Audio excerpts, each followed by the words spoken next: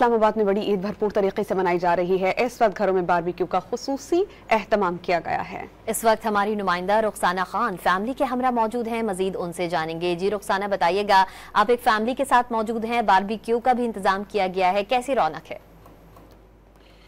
जी बिल्कुल, इस्लामाबाद में बड़ी ईद की बड़ी खुशियां भरपूर तरीके से मनाई जा रही हैं। घरों में दावतों का सिलसिला जारी है, मेहमानों की आमद का सिलसिला जारी है, स्पेशली बारबेक्यू पार्टीज चल रही हैं। इस वक्त हमारे साथ एक फैमिली मौजूद है, उनसे भी बात करेंगे। अच्छा बताइएगा, क्या कहेंगे, ईद का मौका है, बारबेक्यू पार्टी अरेंज की गई है, कितना एंजॉय करिए? जी जैसे कि आपको पता है बड़ी ईद है और बड़ी ईद पे बारबेक्यू ना ऐसे तो पॉसिबल ही नहीं है, तो हम हर साल प्लान करते हैं कि हम बड़ी ईद पे बारबेक्यू प्लान और अरेंज करें।